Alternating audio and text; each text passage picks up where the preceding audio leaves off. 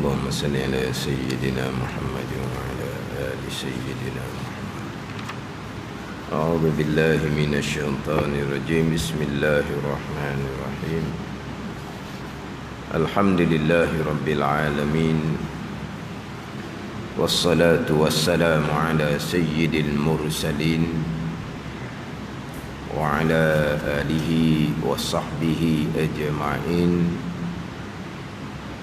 رب اشرح لي صدري ويسر لي أمري واحلل عقدة من لساني يفقه قولي. سبحانك لا علم لنا إلا ما علمتنا إنك أنت العليم الحكيم. ولا حول ولا قوة إلا billahil aliyyil azim. Kitab Penawar bagi Hati, muka surat 37, baris yang keempat daripada bawah.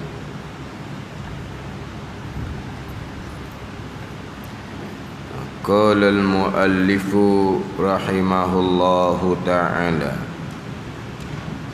wa nafa'ana bi'ulumihi amin. Dan sabda Rasulullah sallallahu alaihi wasallam, ala innal ghadaba jumratun fi qalbi ibni adam, ala tarawna ila humrati ainaihi wantifakhi audajihi, faman wajada min zalika syai'an falyadrib khaddahu bil ard. Artinya, jaga-jaga bahawasanya marah itu seperti bara api pada jantung anak Adam. Adakah tiada melihat kamu pada merah dua mata anak Adam dan bengkok bengkok orak lehernya, bengkok timbul. Ke hak Jawi baru ditulis macam mana?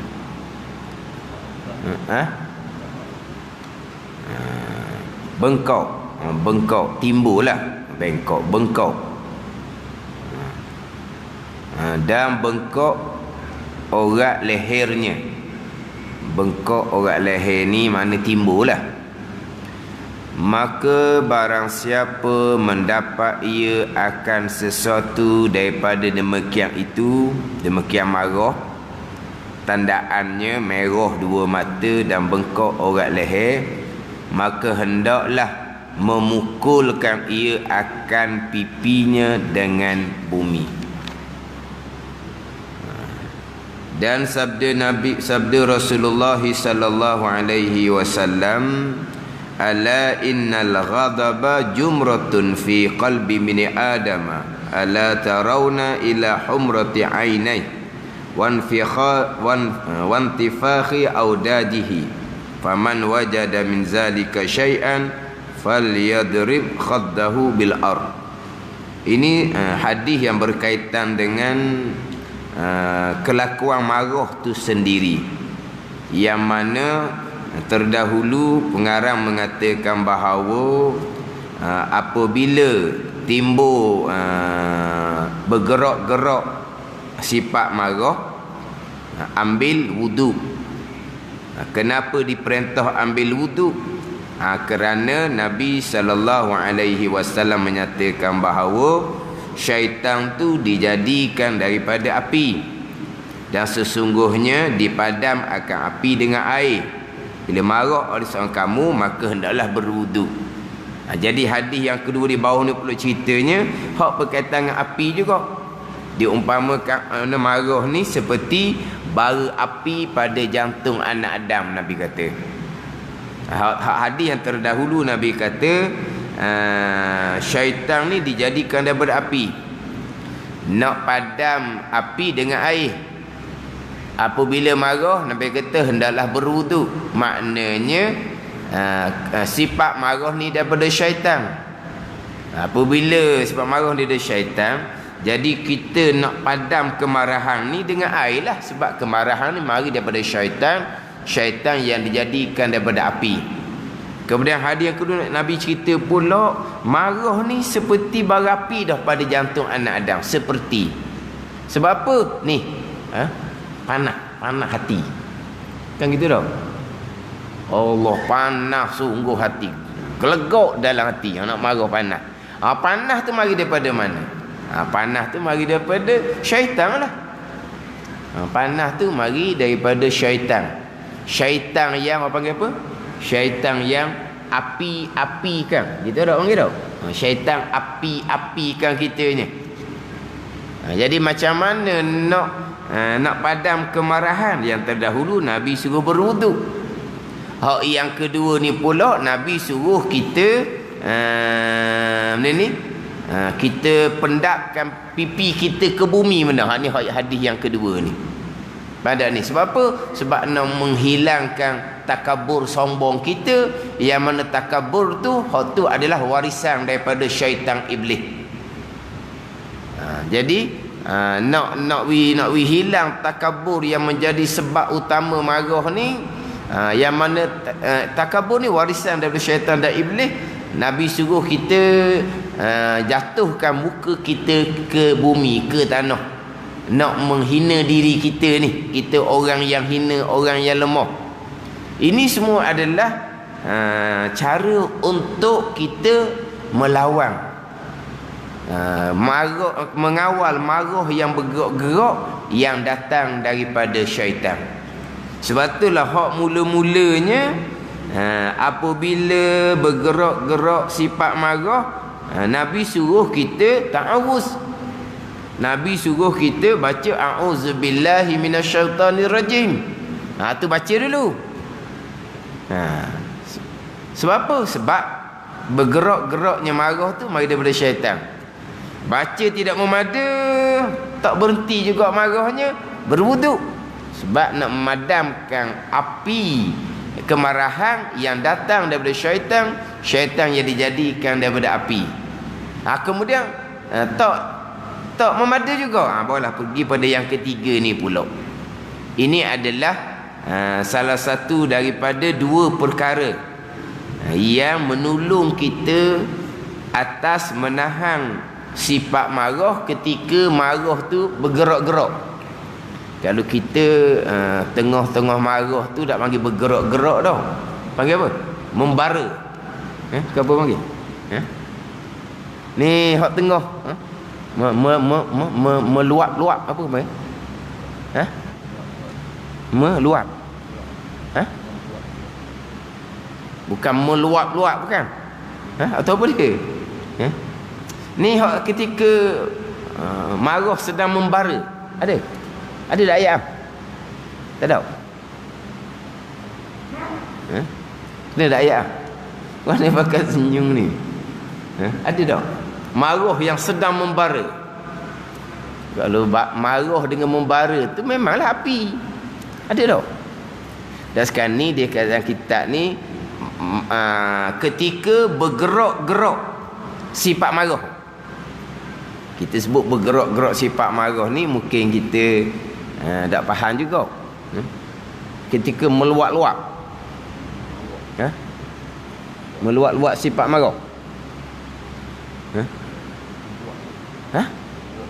Membuak-buak. Sekolah belaka ni kira. Ketika sedang marah tu nah. Ketika sedang marah. Macam mana nak menahan diri kita daripada kemarahan yang sedang ni. Hak betul-betul ketika marah ni. Dua perkara yang boleh menolong kita untuk menahan diri kita ketika tengah marah ni. Yang pertama dengan ilmu. Kita memperingatkan diri kita bahawa apa yang berlaku adalah datang daripada kehendak Allah. Jadi kalau kita marah, berarti kita tidak reda, tidak terima perkara yang berlaku tu datang dari kehendak Allah. Ada ni. Jadi kita kena reda lah, kena terima, jangan engkar akan kehendak Allah Subhanahu wa taala, kena sabar. Itu yang pertama. Kita kena terima, reda atas kehendak Allah Subhanahu wa taala perkara yang menyebabkan kita jadi marah tu. Perkara yang menyebabkan kita jadi marah ni memanglah zahirnya datang daripada ikhtiar dan usaha seseorang hamba, seseorang manusia. Tapi hakikinya semua tu datang daripada Allah Subhanahu wa taala. Jadi kita kena ingatlah kepada perkara yang berlaku tu kehendak Allah. Jadi kita dengan kita memperingatkan diri seumpama ni, jadi menolong kita untuk menahan diri kita ketika sedang marah tu. Pada ni. Ni cerita hak kita nak tahan marah tu. Kemudian dari sudut kita kena melepaskan diri kita daripada perkara yang penayaan atas kita yang menyebabkan kita marah, kezaliman ke atas kita yang menyebabkan kita marah. Tu hak bab syariat zahir pula. Ni kita nak kawal diri kita ketika sedang marah akan perkara yang datang dari kehendak Allah Subhanahu wa taala. Tapi dari segi syariatnya, kalaulah kita dizalimi, kita dianiayai, kita kena berusaha melepaskan diri kita daripada kezaliman tu, penganiayaan tu. Itu bab syariat zahir. Ni kita nak cerita ni nak kawal perasaan marah kita. Kemudian bukan berarti kita akan berdiam diri, bukan. Ni nak cerita nak kawal kemarahan kita, sebab apabila kemarahan tidak terkawal, dia akan bawa kepada kebinasaan anggota zahir dan juga kebinasaan hati kita. Bawa kepada kebinasaan anggota zahir kita. Anggota zahir kita kita buat dengan tangan ke, dengan kaki ke, ataupun tak boleh dengan tangan kaki, kita mana ni dengan lidah. Kita maki hamung dengan lidah. Kenapa tu? Kerana tidak dapat mengawal diri ketika sedang marah. Jadi apabila lidah kita memaki hamun, itu di antara kebinasaan anggota zahir. Nak kawal tu dulu. Kemudian apa perkara yang menyebabkan kita marah tu, perkara yang salah dari segi syarak, atau kita kena usahalah pula untuk melepaskan diri kita daripada perkara yang salah tu. Tadilah dia dizalimi, dia aniayai oleh orang. Ini nak cerita ni untuk kawal marah. Lepas dah tu bukan kita berdiam diri, nak kawal marah ni dulu. Dengan ilmu kita kena ingat bahawa yang berlaku ni kesemuanya adalah kehendak Allah Subhanahu wa taala. Pada ni. Jadi Allah melakukan perkara yang kita tidak kehendaki. Kalau kita nak engkar akan kehendak Allah Subhanahu wa taala, nak marah akan kehendak Allah Subhanahu wa taala, walaha kita sendiri pun hak perkara yang dimurkai oleh Allah banyak kita lakukan. Bila berlaku perkara yang kita marah datang daripada Allah, kita nak engkar pula. Kita sendiri banyak melakukan perkara yang dimurkai oleh Allah Subhanahu wa taala. Tapi Allah Taala tidak balas kita sekarang. Allah Taala masih lagi beri peluang kepada kita bertaubat. Tetapi apabila berlaku kehendak Allah, yang kita marah, yang kita tak suka, cepat-cepat kita nak engkar kehendak Allah Subhanahu wa taala. Yang kita duduk buat perkara hak Tuhan murka,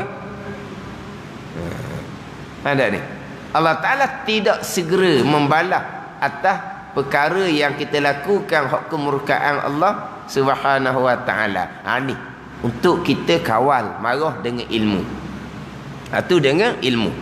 Ni pula dengan amalan, dengan pekerjaan. Yang pertamanya Nabi suruh kita ta'awuz. Baca a'udzubillahi minasyaitanirrajim. Minta berlindung dengan Allah daripada syaitan yang direjam. Tak berhenti kat marah, barulah pergi pula kepada berwuduk. Nabi SAW perintah berwuduk. Walaupun kita tu memang di dalam wuduk dah sekalipun. Dan lebih afdal laginya kita mandi terus. Atau lebih afdal laginya kita mandi. Untuk apa tu? Untuk meredakan, orang panggil tau, untuk meredakan kemarahan kita. Jadi Nabi katanya kita marah berwuduk ni kenapa? Kerana nak memadamkan api kemarahan yang datang daripada syaitan.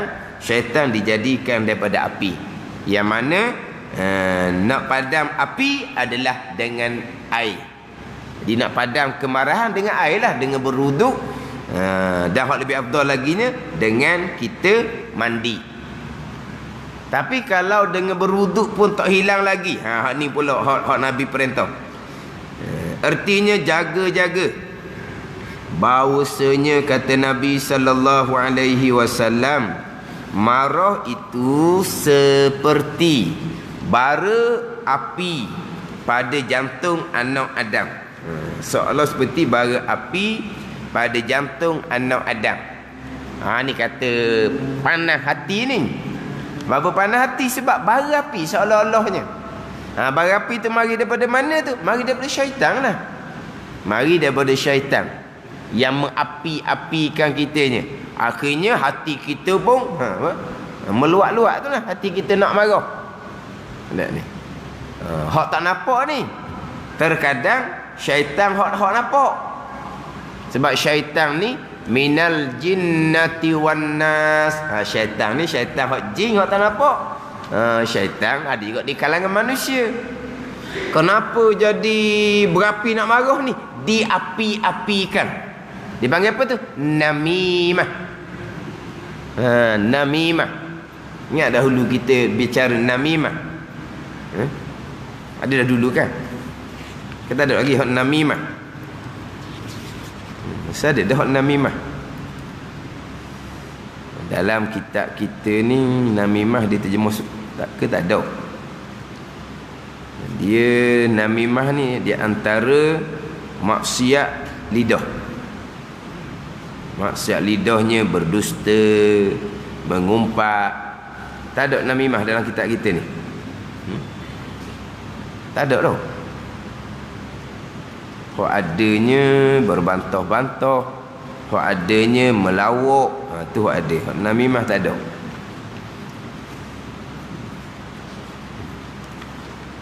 Sebab kita dalam kitab ni bicara bab lidah, dua kali bicara. Permulaannya bicara berkaitan dengan 7 anggota zahir. Mata, telinga, lidah. Yang lidah tu panjang dah bicara tu. Hak berkaitan maksiat lidah. Hak anggota zahir. Kemudian masuk pula kepada sifat kecelaan yang kedua, loba hati atas berkata-kata. Didatangkan sekali lagi hak berkaitan dengan hak maksiat yang terhasil daripada lidah, yang datang daripada hati yang loba atas berkata-kata. Jadi hak bicara hak lidah pun tak ada. Cerita bab mengacung dipanggil, tak ada. Hak bicara anggota zahir lidah. Hak bicara sifat kecelaan loba atas berkata-kata ni, dia tidak datangkan hak namimah. Dia hanya datangkan dusta, mengumpat, berbantah-bantah, memuji dan melawak, tu je. Hak di lidah, di tajuk lidah tu. Hak di tajuk pelihara 7 anggota zahir. Tidak ada. Tak ada juga kat situ. Saya nak tengok kitab saya ada muka surat 7. Muka surat 17. Hak depan-depan tu ada dalam file. Sebab dia ni dia cerah-cerah. Muskat depannya muskat 17. Jadi kitab lama ni dia ketah dia tu tak macam hak masing-masing pakar tu. Ketah tu tahan lama. Hak ketah putih tu kan. Hak ketah maknanya ketah hak macam gini ni dia tak tahan lama.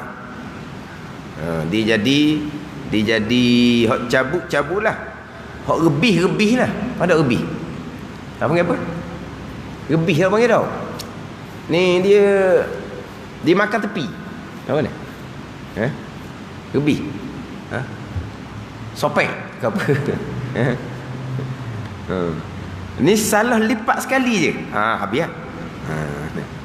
Tak ada ketika bicara lidah. Tak ada. Di antara maksiat lidah adalah namimah. Dipanggil kalau kita gok batu api je dah. Panggil batu api. Mengacung. Adu domba. Gitu dah. Golok apa? Apa ni golok? Apa ada gok tu perkataan tu. Dia banyak namimah ni. Mana ni? Orang ni dibawa perkataan kepada orang lain atas jalan nak melaga-lagakan. Ni haram dosa besar, lebih besar daripada dosa mengumpat yang dosa besar tu. Mengumpat dosa besar dia cerita keburukan seseorang, tetapi dia tidaklah mengapi-apikan supaya berkelahi. Adapun namimah ni dia bukan nak cerita keburukan orang semata-mata, dia nak suruh orang ni jadi berkelahi. Mengumpat tu haram dosa besar dah. Namimah ni lebih besar dosa daripada mengumpat lagi. Hak Nabi kata la yadkhul jannata namam. Nabi kata tidak akan masuk syurga orang yang mengapi-apikan orang. Ni terkadang macam mana timbul bara api dalam hati ni diapi-apikan oleh syaitan di kalangan manusia. Syaitan hak tak apa tu, syaitan daripada jin. Minal jinnati wan nas. Syaitan daripada jin dan syaitan daripada manusia. Ni bahaya ni. Memanglah perkara tu menyebabkan akan timbul kemarahan. Tetapi kalau tidak ada orang yang ambil kesempatan nak mengapi-apikan, mungkinlah sekadar tak puas hati gitu je. Sekadar tak puas hati. Tapi dah lah naik siapa ke umpama bara api dalam hati kita dah. Tapi bila ada orang api kan, ada ni. Kita dah puas hati dah. Kita dah puas hati dah. Orang yang api kan. Orang ni pula kitanya. Ada benda lah berasap lah. Ni Nabi kata seperti bara api pada jantung anak Adam, pada hati anak Adam. Umpama bara api. Jadi umpama bara api ni tandaannya kat mana ni? Adakah kata Nabi SAW, adakah ni istifham li takrir je lah. Adakah dengan makna yalah. Ni bukan tanya saja ni tak ni. Istifham li takrir, nak menetapkan saja. Adakah tiada melihat kamu pada merah dua matanya, dua mata anak Adam, dan bengkok orat lehernya. Mari mana merah dua mata anak Adam tu? Mari daripada bara api ni lah, pada hati ni. Mari mana ni? Bekok ataupun timbul orat leher. Gitu ke kalau orang marah? Gitu. Memang merah mata, memang orat leher dia timbul. Nabi kata ni pasti benar. Tapi kita nak tengok orang ni macam Nabi kata ni hak marah setara mana? Hak marah sungguh tu dah. Kita tengok dah orang hak tengah-tengah marah. Hak kadang-kadang orang terpaksa kena pegang dia. Kalau tidak pakai berkelahi terus kan. Kan orang hak tengah tu marah, kau duk pegang apa semua tu. Merah tak mata dia? Timbul dak orat leher? Mana? Tapi muka memang merah. Orang nak marah, kita tengok kan macam orang mabuk kan. Orang mabuk kan. Orang mabuk, mata merah, muka merah. Orang nak marah pun, dan betul-betul nak marah, gitu lebih kurang. Habis tu lebih kurang. Mana kat tengok pada mata tu kan orang marah ada mata dia. Bekeng dalam mata dia nya. Nak marah dia nya. Lagi orang pegang, lagilah dia nak pergi terpa orang tu. Kalau orang dah pegang tak terpa mana pun. Bila ada orang pegang ni, nak terpalah dia nya. Walah, kalau betul dia nak terpa sungguh berani, terpalah sebelum orang pegang. Kan? Jadi Nabi kata, tidakkah engkau melihat merah dua mata anak Adam ni? Dan kalau bengkok orang leher ni. Ni mari daripada bara api pada hati anak Adam. Maka barang siapa, kata Nabi SAW, mendapat ia akan sesuatu demikian itu, kemarahan umpama tadilah, maka hendaklah memukul ia akan pipinya dengan bumi. Memukul akan pipinya dengan bumi. Mana pun ni? Pendak. Pipi mukanya dengan bumi. Tu hak Nabi kata. Ini ni huraian daripada ini pengarang kitab Penawar Bagi Hati, Syekh Abdul Qadir Al-Mandili. Ini hadis menunjukkan kepada menetapkan. Tu panggil memukul, pendak. Menetapkan, meletakkan semulia-mulia anggota. Mana? Pipi, muka. Menetap ni daripada sehina-hina tempat. Mana? Bumi. Pada ni. Kalau memang tak boleh nak kontrol sungguh, tak boleh nak merah dah mata, orat leher tu timbul dah. Kalau orang ni tambuh ni letak muka di tanah, kita letak muka di tanah. Dah. Orang pegang dia meronta-ronta konon-konon nak pergi lawan ni, kemarahan sangat ni. Kita pun ambil dia, kita letak di atas tanah. Kan ni? Kau nak marah dia dah. Dah perbah dia. Hak ning ni Nabi suruh buat sendiri ni. Nabi suruh kita ni meletakkan muka kita, pipi kita yang mulia ni ke bumi tu. Kenapa Nabi suruh seumpama tu? Menetapkan semulia-mulia anggota pipi daripada sehina-hina tempat ini bumi, supaya pecah oleh takaburnya.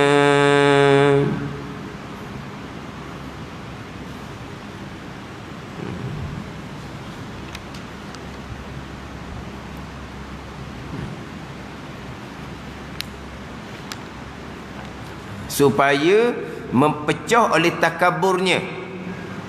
Yang ia takabur ni sebab yang besar pada marah itu.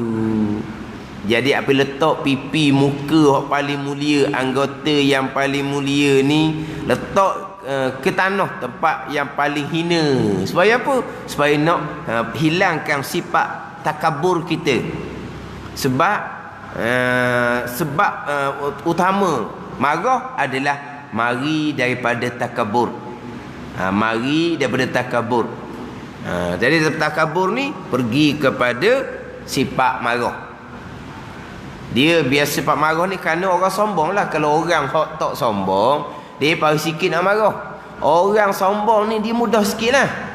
Dia sombong dengan pangkat, dia sombong dengan harta, dia sombong dengan keturunan, dia sombong dengan ilmu, dia sombong dengan amal. Orang gini ni. Orang sombong ginilah. Ni hak mudah. Mudah melenting. Orang hak sombong. Sebab itulah sombonglah sebab yang besar pada marah tu. Jadi nak hilang sebab jadi marah, sombong. Kita letak semulia-mulia anggota pipi di sehina-hina tempat, iaitu bumi. Nak menghilangkan sifat takabur, sifat marah yang diwarisi daripada syaitan dan iblis. Ada pun orang macam ni tawaduk, dia lambat nak marah. Orang buat lebih kurang ke dia pun dah, dia bukan orang sombong. Dia orang biasa je. Orang sebagaimana orang ramai. Jadi kalau dia orang biasa, orang buat ke dia lambat sikit marah. Tapi kalau kita orang hebat ni, diri kita ni sombong, kita hebat. Tiba-tiba orang buat lebih kurang saja kita. Macam mana? Buat lebih kurang, bukan buat nanya pun. Buat lebih kurang sikit je. Mu dah kenal aku siapa? Tengok tu. Mu dah kenal aku siapa? Kan?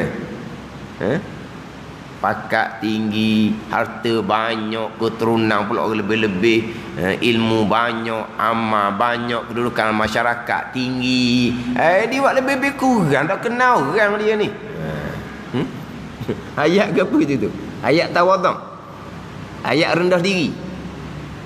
Ayat rendah diri. Ayat sombong lah tu. Tak kenal orang ni. Kenal apa tak kenal orang macam orang lain lah juga ikut tahi tak kenal apa ni. Kau marah dia dah.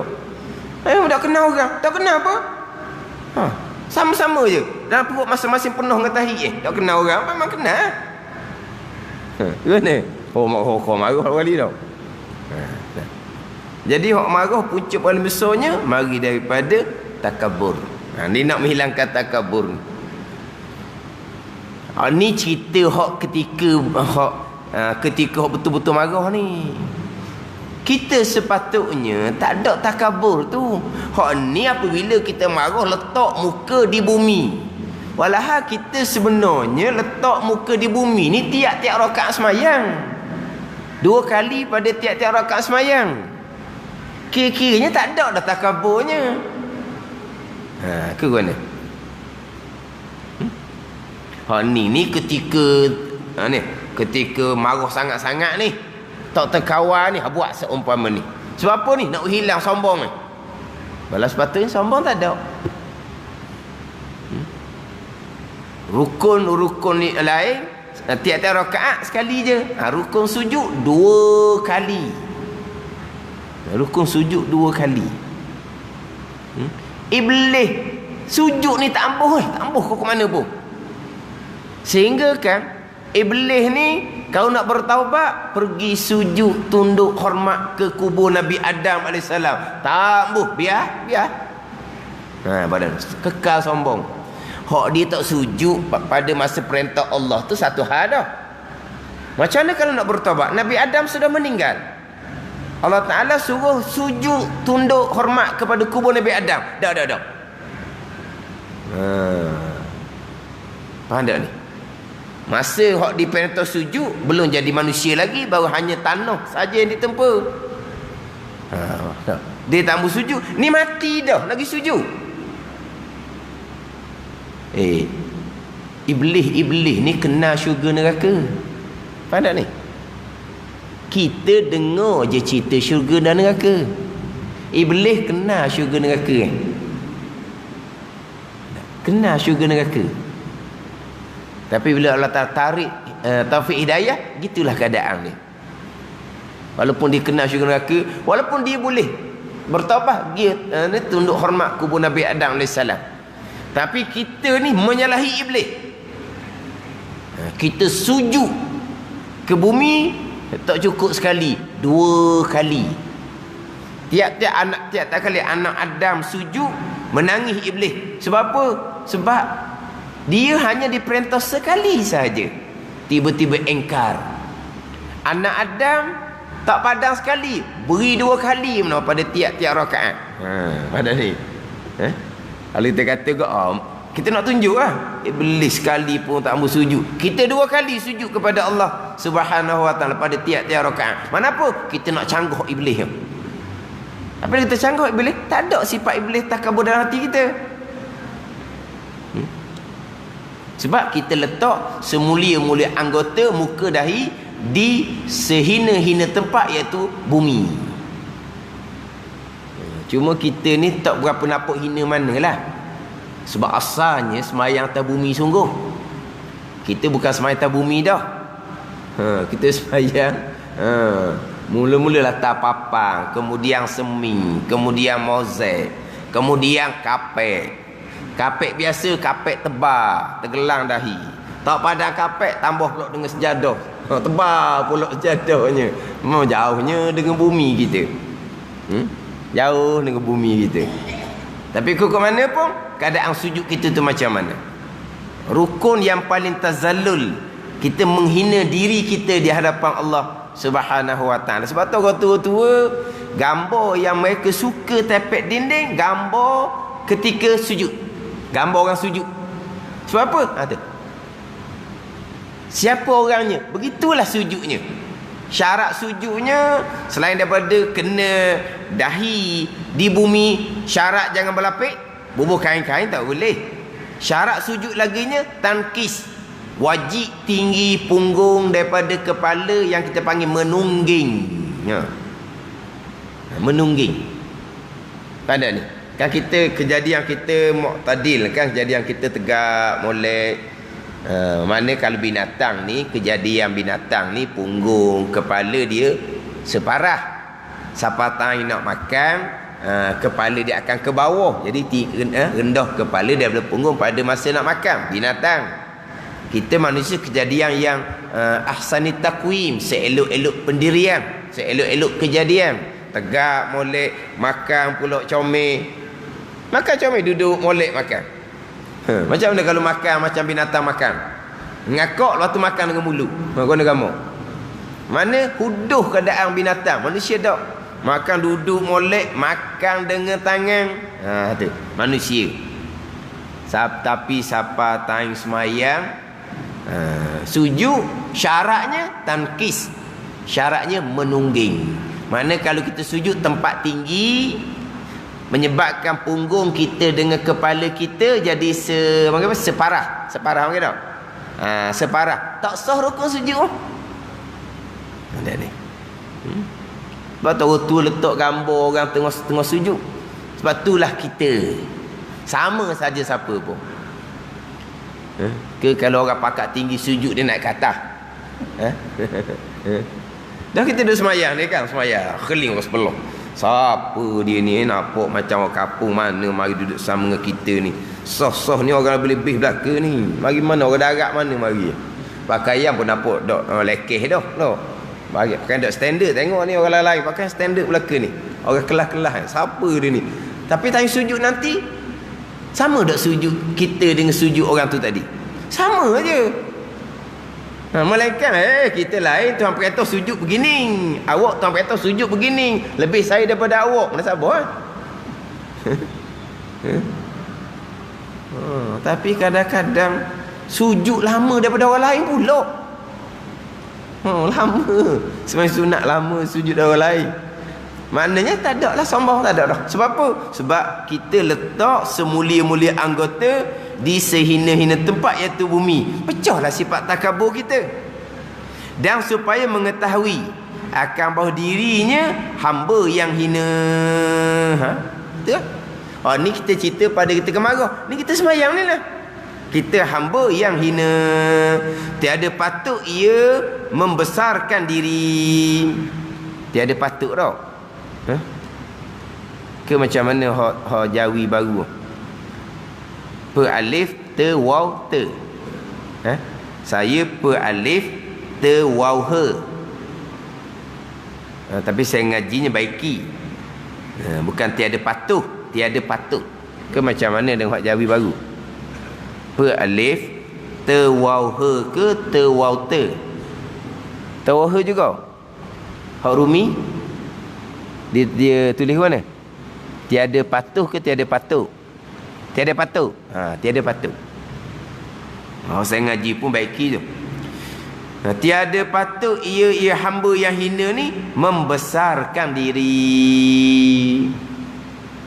Apabila tidak patut membesarkan diri, kita kena hilanglah sifat takabur. Bila hilang sifat takabur, tak ada lah hak sifat marah.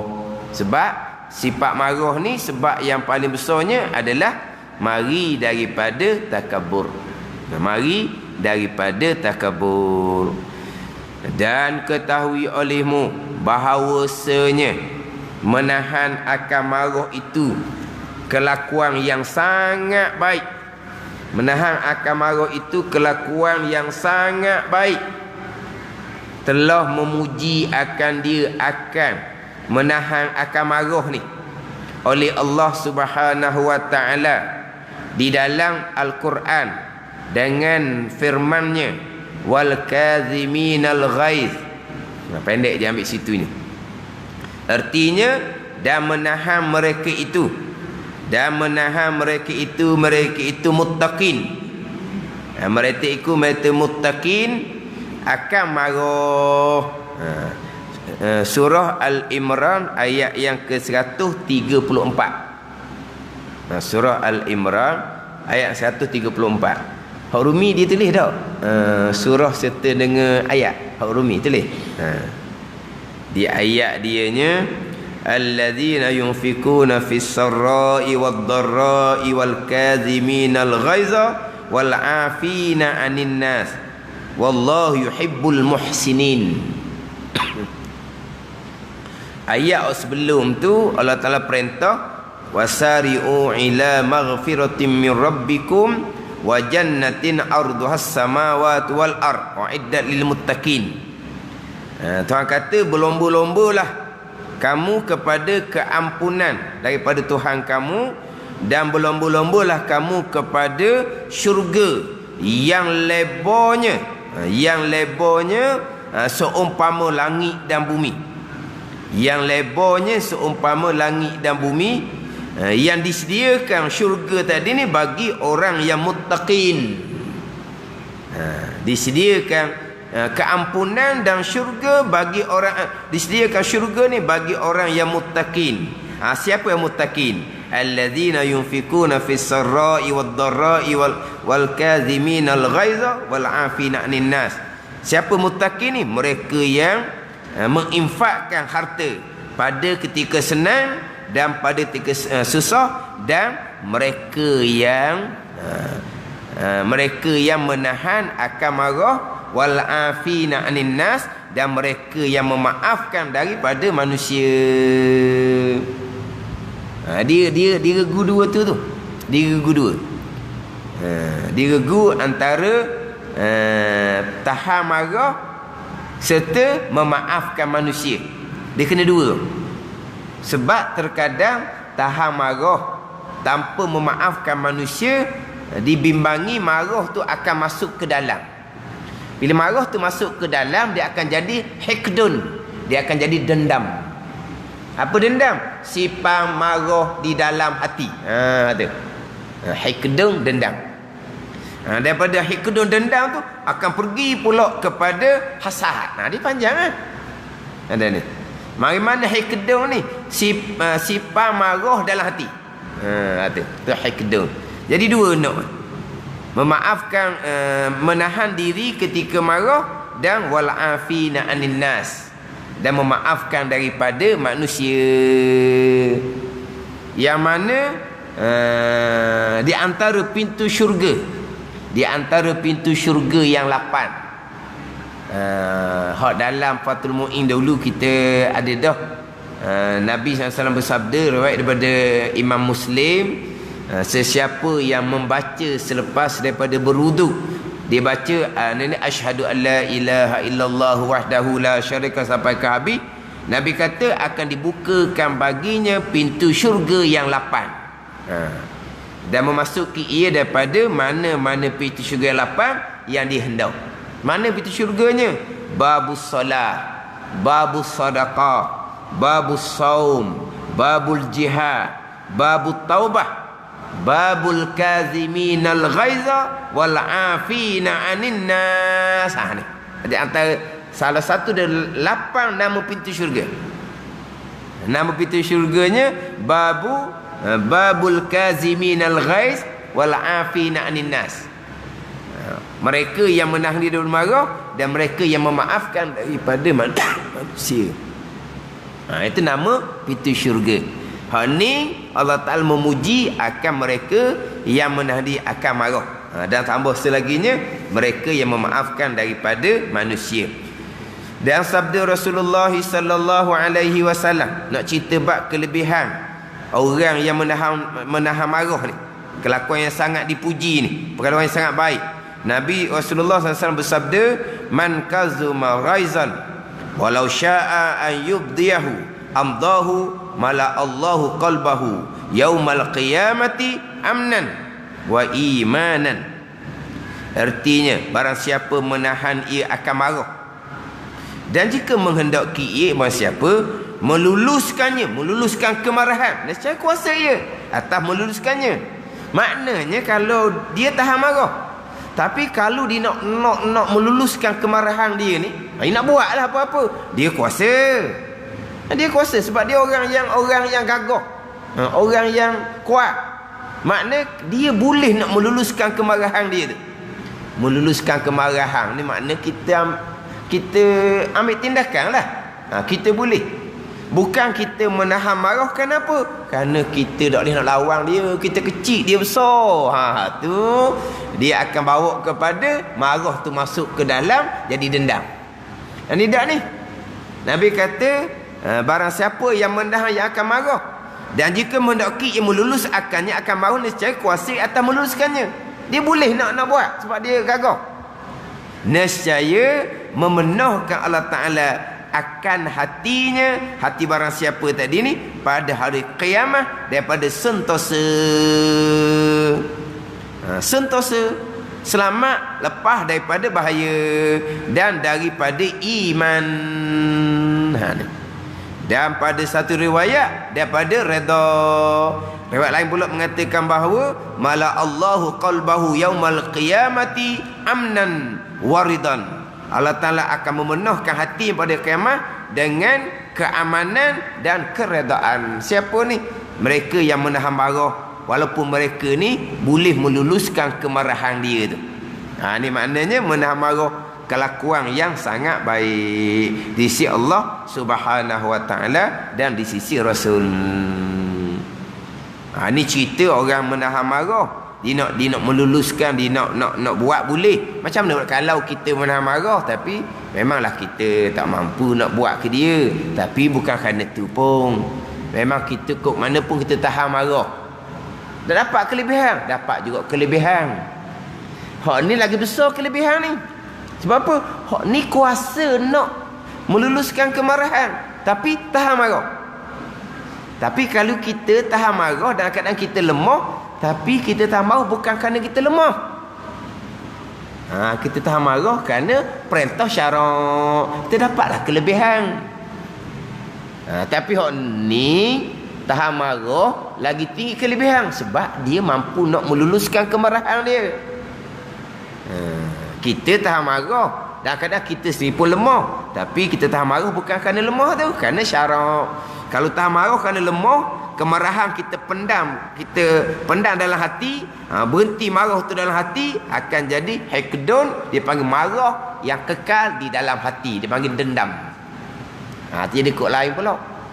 Bukan bererti kata kalau kita tahan marah tapi kerana kita lemah, maka kita dapat kelebihan. Dapat kelebihan jikalau kita tahan marah kerana syarak. Besar laginya kita memaafkan orang yang melakukan perkara yang kita marah tadi. Jadi regu dua, wal kaziminal ghaiza wal afina anin nas.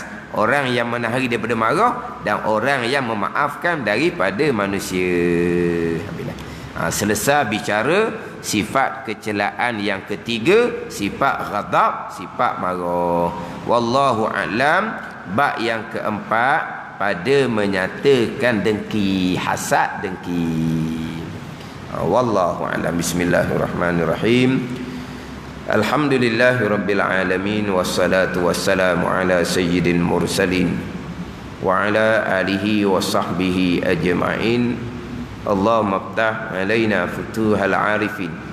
Allahumma allimna ilma aqdamin wa fahimna famasabikin warzuqna ruqat talibin. Allahumma zidna ilma wa alhiqna bis salihin. Wa sallallahu ala sayyidina Muhammadin wa ala alihi wa sahbihi wa sallam. Walhamdulillahi rabbil alamin.